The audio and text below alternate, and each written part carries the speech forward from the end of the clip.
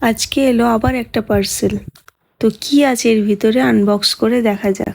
আসসালামু আলাইকুম এভরিওয়ান, কেমন আছো সবাই? আশা করছি তোমরা ভালো আছো। আলহামদুলিল্লাহ, আমিও ভালো আছি। তো এই যে দেখো, আব্বাজি একটা টেবিল রানার অর্ডার করেছিল, ওটাই এসেছে। তো সামনে থেকে তো দেখতে বেশ ভালোই লাগছে, কিন্তু খুলে দেখলাম যে কোয়ালিটি অতটাও ভালো না, একদমই সাইজটা ছোট।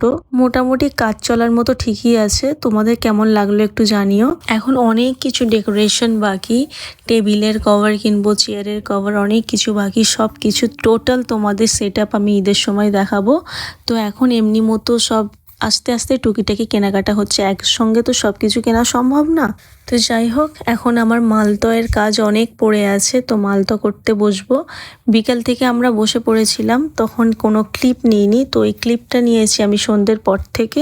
তোমরা আমাকে অনেকেই বলো তুমি কি সত্যিই তাহলে এত তাড়াতাড়ি মালতো করো? ভিডিওতে যেভাবে দেখায় এত তাড়াতাড়ি তো কেউই পারবে না, তো ভিডিওটা আমি একটু ফাস্ট ফরওয়ার্ড করে দিই, সেই জন্য তোমাদের ওরকম মনে হয়।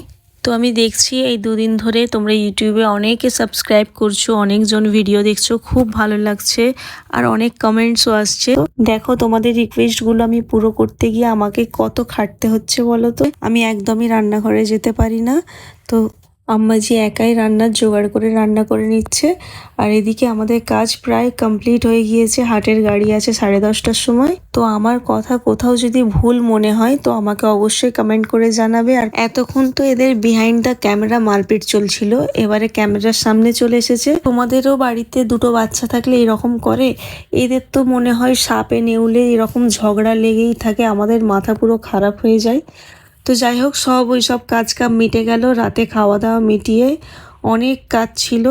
তো এই সব শেষে রাত 2টো বাজে আমার কাজ শেষ হলো। কাজ বলতে একটা হোলসেলে আমার অর্ডার যাবে, বাকি দুটো অর্ডার আছে, টোটাল 3টে অর্ডার আছে, ওটাই রেডি করছিলাম। আর ওদিকে হাজবেন্ডের জামা কাপড় রেডি করে রেখেছি, উনি সকালে হাটে যাবে, তাই আমি সব রেডি করে সামনে রেখে দিই, নাহলে হয় প্যান্ট পাবে না, নাহলে রুমাল পাবে না, টুপি পাবে না, তাই আগে থেকে রেখে দিই সামনে। আর এই দেখো, আমি রোজের মতো বোরোলিন মেখে নিচ্ছি, কারণ আমার স্কিন খুব ড্রাই, তাই আমাকে ওটা মাখতেই হয়। তোমরা কি করো আমাকে জানাবে। তো আমি তো শর্টকাট বোরোলিনটাই মাখি, তাই ভাবলাম আমার তো হয়ে গিয়েছে, এবার সিহানকে একটু মাখিয়ে দিই, সারাদিন তো এখানে ওখানে পড়ে ঝরে আসে। আর এই দেখো, আমি সিহানের আব্বুকেও একটু ইরিটেট করছিলাম যাতে ঘুম থেকে উঠে পড়ে, কিন্তু আমার মনে হয় উনি ঘুমিয়ে গিয়েছে। তো চলো এবার আমিও ঘুমিয়ে পড়বো। আমি দেখছি বারান্দায় কোনো লাইট জ্বলছে কি, গিয়ে লাইটস গুলো অফ করে দেব। যত পারবে বেশি বেশি করে কমেন্টস করবে, আর পারলে ভিডিওটা শেয়ার করে দেবে, আর আশেপাশে যতজন আছে সবাইকে বলবে আমাকে সাবস্ক্রাইব করতে। তো টাটা, দেখা হচ্ছে নেক্সট ব্লগে।